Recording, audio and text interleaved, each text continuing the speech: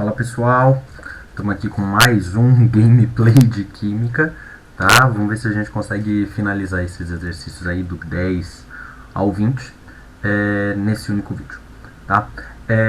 Me desculpem aí pelo áudio, provavelmente está estourado, eu preciso dar um jeito nesse microfone ainda, mas tudo bem, vamos seguindo.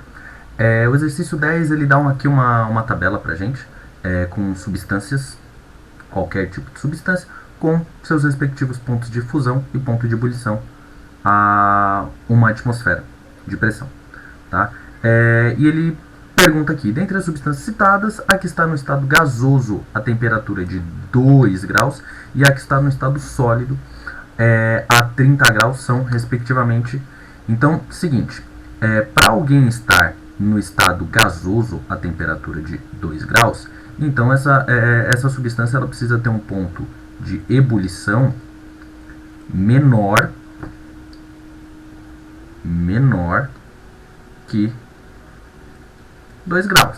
Se o ponto de ebulição dela for 1 grau e ela estiver a 2 graus, ela vai estar no estado gasoso. E para uma substância estar no estado sólido a 30 graus, ela precisa ter o ponto de fusão dela maior que 30 graus.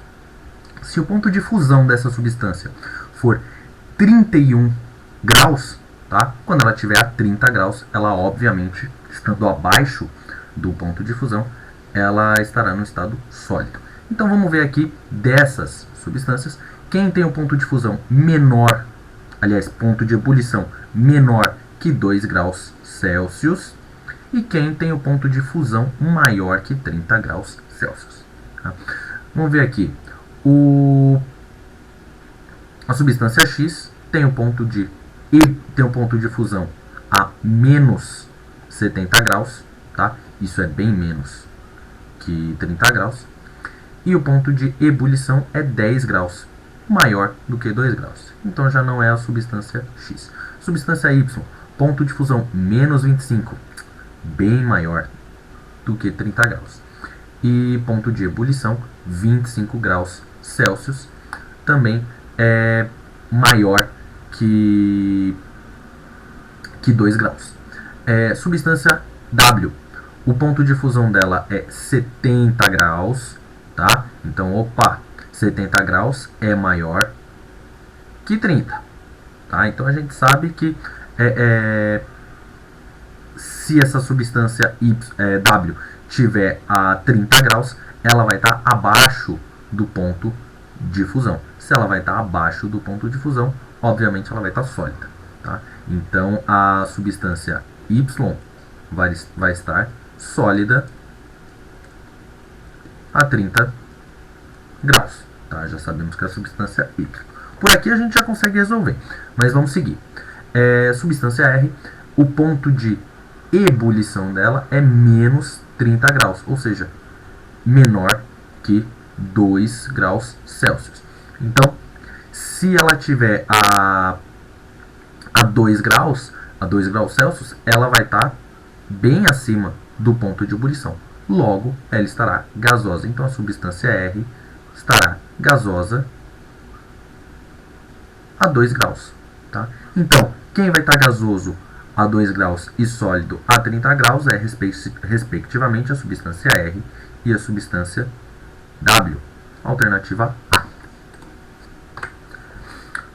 A 11. O gráfico que melhor representa a mudança de estado líquido de uma substância pura é... Bom, a gente já tinha falado que uma substância pura ela sempre vai ter ponto de fusão e ponto de ebulição constantes, temperaturas constantes. Tá? Somente uma mistura, que ela pode ser azeotrópica ou pode ser eutética, e aí ela vai ter esses pontos de fusão e ponto de ebulição variáveis, né? Vai ter um range de fusão e de ebulição. Tá? Então aqui ele dá vários gráficos. Tá? Um único gráfico que contém um ponto de temperatura constante em função do tempo seria a alternativa A. Tá? Então, uma substância está aqui a 30 graus, vai subindo, chegou aqui a 60, essa temperatura se manteve constante, tá? E depois de um determinado tempo, nessa temperatura constante, ela volta a subir a temperatura. Tá? Isso aqui, como o gráfico não está completo, não tem como a gente saber se esse aqui é o ponto de fusão ou o ponto de ebulição. A gente sabe que é um dos dois. Se ele é constante, a gente sabe que é uma substância pura. Então, a alternativa A. 12. Aqui a 12 é muito parecida com a 10. Tá? Ela vai te dar alguns compostos, seus respectivos pontos de fusão e de ebulição. Tá? Então, o que ele pede aqui? Ele pede qual alternativa vai explicar melhor cada um desses aqui na ordem, tá? Qual estado físico cada um desses materiais vai estar com temperatura de 30 graus. Então vamos lá, 30 graus Celsius. O mercúrio, o ponto de fusão do mercúrio é menos 38 e o ponto de ebulição é 356,9. 30 graus está acima ou abaixo do ponto de fusão? Está bem acima. Então, o mercúrio a 30 graus ele está acima do ponto de fusão e abaixo do ponto de ebulição, isso é importante. Então, se 30 graus ele está entre fusão e ebulição, ele estará no estado líquido. Amônia. Amônia tem o ponto de fusão menos 77 e ponto de ebulição menos 33. A 30 graus ela vai estar acima de quem? Acima do ponto de ebulição. Então a amônia a 30 graus estará no estado gasoso. O benzeno. O ponto de fusão é 5,5 graus e o ponto de ebulição 80 graus. Tá? 30 graus está acima de 5 e abaixo de 80, ou seja, está acima do ponto de fusão, abaixo do ponto de ebulição. Logo, o benzeno também estará na fase líquida. E o naftaleno tem o ponto de fusão 80 graus e o ponto de ebulição 217 graus. 30 graus está menor que 80. Logo, o naftaleno a 30 graus estará abaixo do ponto de fusão. Qualquer material abaixo do ponto de fusão estará na fase sólida. Tá? Então, respectivamente, a 30 graus, essas substâncias estarão no estado líquido, gasoso, líquido e sólido. A alternativa que tem líquido, gasoso, líquido e sólido é a alternativa C. Vamos para a 13. A 13 fala sobre a naftalina. Tá? Ele explica que a naftalina, com o passar se você coloca a naftalina no guarda-roupa, com o passar do tempo, as bolinhas de naftalina diminuem de tamanho. Tá? Como já foi explicado, a naftalina ela consegue passar do estado sólido diretamente para o gasoso. Tá? Ela não apresenta o estado líquido. E a gente viu nas mudanças de fases de agregação que quando uma substância, que o processo pelo qual você passa do estado sólido diretamente para o gasoso ou vice-versa, é o que a gente chama de sublimação. Tá? Evaporação seria do estado líquido para o gasoso, fusão seria do estado sólido para o líquido, condensação seria do gasoso para o líquido, solidificação seria do líquido para o sólido. Tá? No fim, a sublimação é a mudança do estado sólido diretamente para o gasoso e vice-versa. 14. Considerando o gráfico de aquecimento de uma substância, tá? Ele dá algumas afirmações. Aqui a gente já sabe que, só olhando pelo gráfico, a gente já sabe que é uma substância pura. Ok? Bom, vamos lá. O gráfico só apresenta fenômenos físicos. Sim, a gente viu que fenômenos físicos são fenômenos que não alteram a composição química de uma substância. Tá? Logo, aqui a temperatura, com a informação que a gente tem, esse fenômeno aqui só apresenta fenômenos físicos. Mudança de estado físico. Sólido para o líquido, do líquido para o gasoso. 2. A condensação inicia-se no ponto D, completando-se no ponto C. Sim, se a gente estiver descendo a temperatura, se a gente tivesse invertido esse gráfico, tá? A gente pode considerar, sim, que a condensação começaria aqui no ponto D e viria para o ponto C. Lembrando que se o gráfico estivesse invertido. Se na verdade fosse assim, tá? Do ponto D ao ponto C, tá? Você teria a condensação. Tá correto. 3. No intervalo B e C, ou melhor, aqui no intervalo B e C, apenas a fase líquida existe, sofrendo aquecimento. Sim, entre a fase B e C, a gente está entre o ponto de fusão e o ponto de ebulição. Logo, tudo que tiver entre o ponto de fusão e de ebulição estará no estado líquido somente. A gente sabe que coexiste o estado líquido com o estado sólido aqui no ponto de fusão e coexiste o estado líquido com o gasoso no ponto de ebulição. Mas entre esses dois pontos haverá somente a fase líquida. 4. A fase pura de maior ordenamento de matéria está a uma temperatura menor que T1. Qual que seria o maior ordenamento de matéria?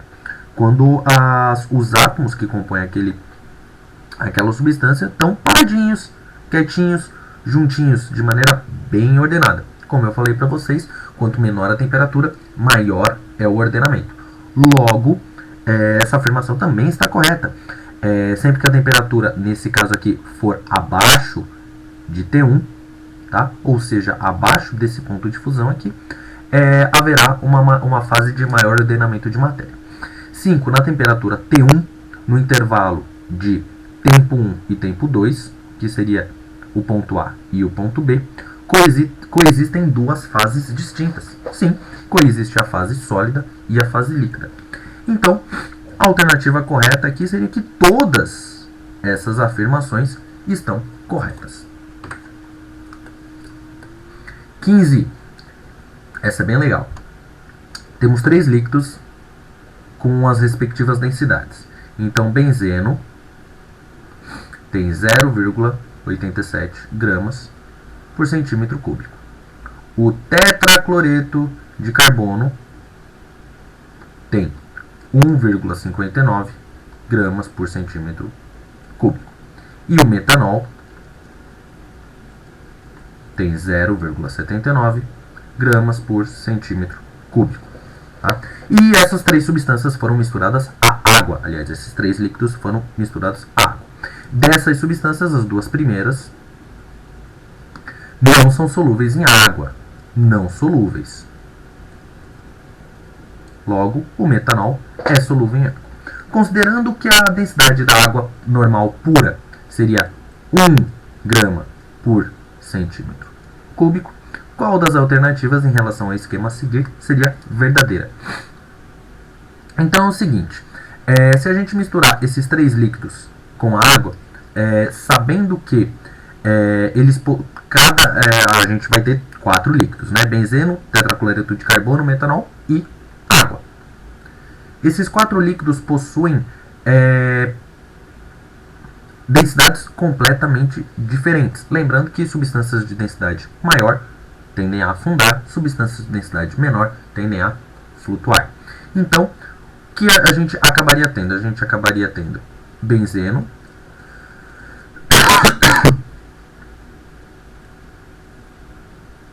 ou melhor, o metanol, benzeno, a água e embaixo o tetracloreto de carbono. Então a gente vai ter aí, por mais que o metanol ele seja solúvel em água, ele tem uma densidade menor que do benzeno. Então ele não vai conseguir se misturar com a água porque ele vai ficar acima do benzeno. Então a gente tem aqui basicamente o tanque 1, substância 1 sendo o metanol, substância 2 sendo o benzeno, substância 3 sendo a água, substância 4 sendo o tetracloreto de carbono. A alternativa aqui que melhor define aqui seria a alternativa C. No tanque 1, o líquido 1 seria o metanol, aqui, como explicado, e o líquido 4, o tetracloreto de carbono. Ok? Por que não é a A? No tanque 2, o líquido 1 é o tetracloreto de carbono e a região 2 é uma fase homogênea, água mais metanol. E o líquido 3 seria o benzeno. essa já está errada. O benzeno ele não é mais denso do que a água, logo ele nunca ficaria no fundo. Então a A gente já ignora. B, a região 2 do tanque 2 é bifásica homogênea, composta por água e metanol. Se a gente não tivesse o benzeno, tá? A água e o metanol poderiam se misturar, tá? Mas a gente acaba tendo o benzeno. Por causa do benzeno, o benzeno ele é mais denso que o metanol e menos denso que a água. Então o benzeno acaba ficando entre o metanol e a água e impede os dois de se misturarem. Então a B também não é. D, no tanque 2, o líquido 1 é o benzeno e a região 2 é uma fase homogênea, água e metanol. E o líquido 3 é o tetracloreto de carbono. Como eu expliquei, para a gente considerar a B como errado, o metanol não consegue se misturar com a água aqui por causa do benzeno. Então a D também não está certa.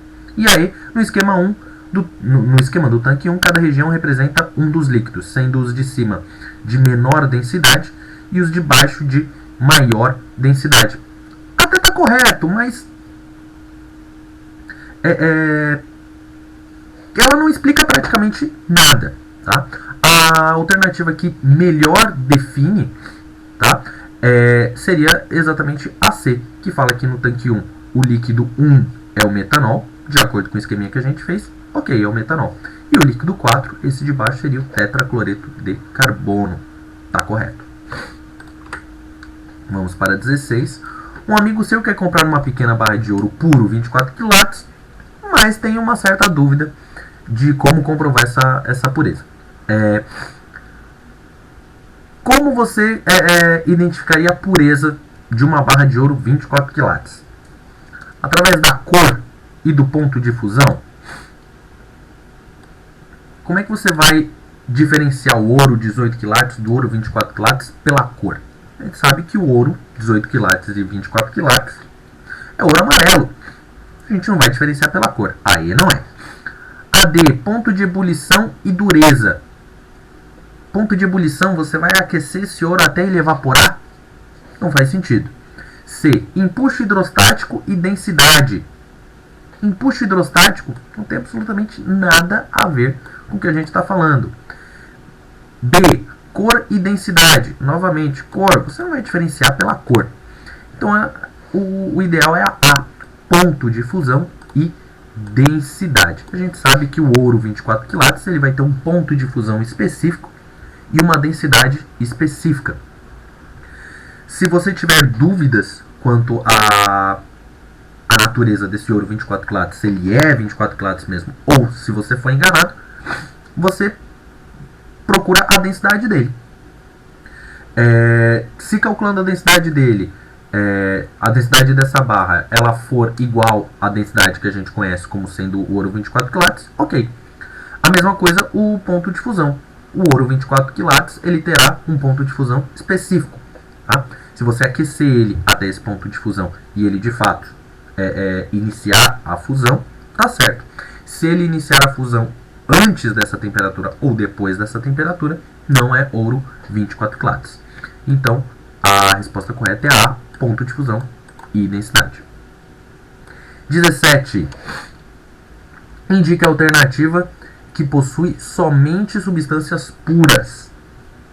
Ouro 30 quilates é uma substância pura? Na verdade, ouro 30 quilates, a gente sabe que é uma mistura, uma liga metálica. Tá? Platina é uma substância pura. Cobre metálico é uma substância pura. Latão não é uma substância pura.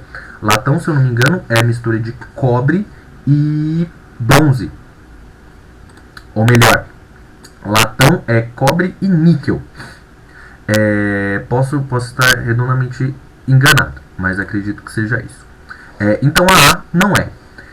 B, ar não é uma substância pura. A gente sabe que o ar atmosférico é composto de gás carbônico, oxigênio, hidrogênio, nitrogênio, enfim.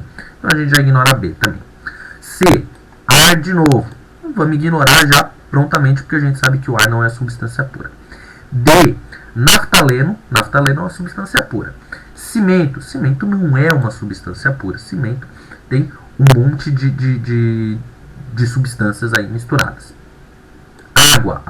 Água pura é uma substância pura. E gás carbônico também é uma substância pura. Não é AD por causa aqui do cimento. E aí, gás nitrogênio, a gente sabe que o gás nitrogênio é N2, é uma substância pura. Ok. Fenol. Fenol é uma substância de fórmula C6H6O. É uma substância pura, não é uma mistura. O cobre metálico é cobre. É uma substância pura.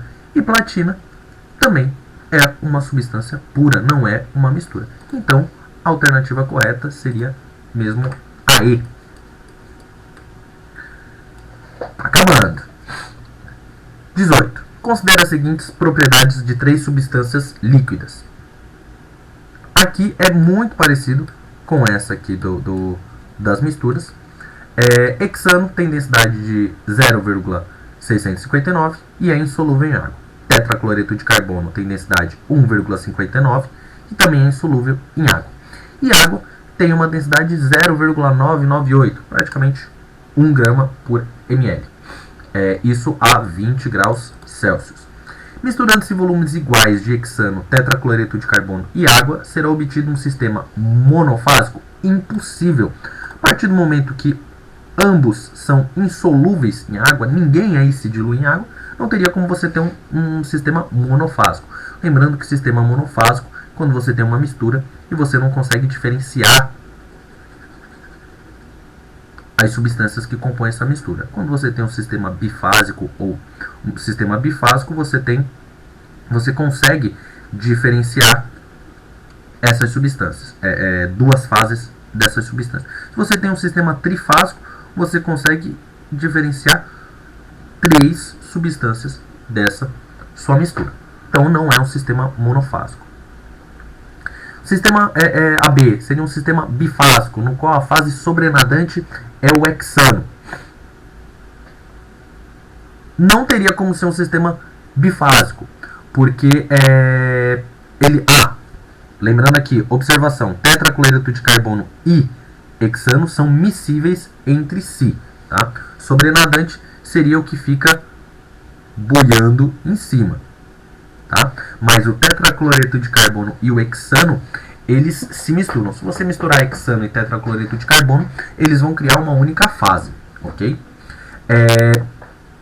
Então não teria como o sobrenadante ser o hexano, tá? Porque ele acaba se misturando ao tetracloreto de carbono para ser um composto bifásico. Tá? Um composto bifásico no qual o sobrenadante é o tetracloreto de carbono. Impossível, porque de todos eles o tetracarbono é o mais denso. Então ele vai afundar. Então a C também não é. AD, trifásico, no qual a fase intermediária é o tetracloreto de carbono. Também impossível. O tetracloreto ele vai ficar embaixo. E aí, bifásico ou trifásico, dependendo da ordem de colocação das substâncias durante a preparação da mistura. Essa é a correta, não só porque a apostila aqui está dizendo. Vamos para a explicação. Se a gente fizer a mistura, se a gente colocar a água tem densidade 1. Ok. Se a gente jogar o tetracloreto de carbono, por ele ter densidade de praticamente 1,6, o tetracloreto de carbono ele vai se depositar. Por ele ser insolúvel em água, ele não vai se misturar e ele vai se depositar no fundo. Certo? Aqui a gente vai ter a água e aí a gente vai colocar o hexano. O hexano é menos denso do que a água, 0,6. A água é praticamente 1. Então, o hexano ele vai ficar por cima.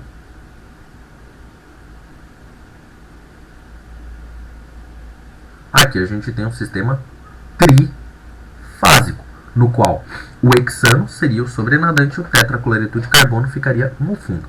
Mas e se a gente mudar a ordem dessa mistura? A gente tem a água, a gente vai colocar o hexano, obviamente o hexano vai se ficar por cima. Porém, quando a gente jogar o tetracloreto de carbono, de acordo com a observação, tanto o tetracloreto de carbono quanto o hexano são miscíveis, ou seja, eles se misturam. Se eu coloquei o hexano aqui e joguei o tetracloreto de carbono, ele vai se misturar com o hexano e ambos vão afundar.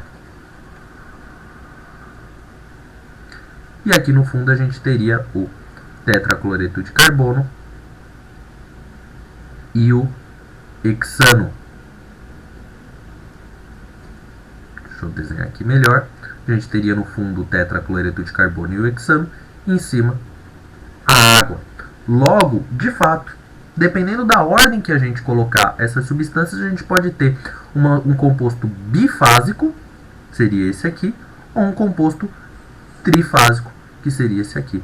Logo, de fato, a alternativa aí está correta. 19. Aqui a mesma coisa lá do ponto de fusão e ebulição. Observe a tabela que apresenta as temperaturas de fusão e ebulição de algumas substâncias, que ele dá substâncias quaisquer e seus respectivos pontos de ebulição. Tá? Então vamos ver aqui as alternativas. 1 é sólido a 25 graus Celsius. É impossível. Para você estar sólido, você tem que estar numa temperatura abaixo do seu ponto de fusão. O ponto de fusão da substância 1 é menos 117. Então, 25 graus está acima de 117 e abaixo do ponto de ebulição. Então, a substância 1 a 25 graus estaria líquida. B. 2 é líquido a 80 graus. Ponto de fusão da 2 é menos 93 e de ebulição é 65. 80 graus está acima do ponto de ebulição, então a 2 estaria no estado gasoso. A C. 3 é líquido a 1000 graus Celsius. Substância 3. O ponto de fusão é 801 e o de ebulição é 1413. 1000 graus está exatamente entre o ponto de fusão e o ponto de ebulição. Está acima do ponto de fusão, abaixo do ponto de ebulição. Logo, estará na fase líquida, certinho. Substância 4 é gasosa a 3500 graus. Na verdade, não. A substância 4, o ponto de fusão dela é 3550. A 3500 graus ela estaria sólida, abaixo do ponto de fusão. E a substância 5 é sólida a 100 graus. Na verdade, ela estaria sólida se ela tivesse a menos 100 graus, já que o ponto de fusão é menos 95. A 100 graus ela vai estar no estado líquido. Então, a resposta certa mesmo é a C. E, finalmente, a 20. Aqui a gente tem novamente uma tabela com ponto de fusão e ponto de ebulição. E ele pede, respectivamente, a 25 graus os estados físicos desses compostos. A 25 graus, o pentano, 25 graus está acima do ponto de fusão, abaixo do ponto de ebulição. Logo, o pentano é líquido. O fenol, a 25 graus, ele está abaixo do ponto de fusão. Se ele está abaixo do ponto de fusão, ele estará no estado sólido. O clorofórmio, 25 graus, está acima do ponto de fusão, abaixo do ponto de ebulição, estará no estado líquido. E o cloro, a 25 graus, ele está acima do ponto de fusão e acima do ponto de ebulição. Logo, ele estará no formato gasoso. Aliás, no estado gasoso. Então, a alternativa que contém líquido, sólido, líquido e gasoso exatamente nessa ordem é a alternativa A, que é a correta. Com isso, galera, a gente finaliza aqui o primeiro teste da primeira apostila de Química. Espero que dê certo, espero que vocês tenham gostado dos vídeos. Voltem, revejam quantas vezes forem necessárias para vocês estudarem para a prova. E isso dando certo, a gente continua com os demais testes. Valeu, galera!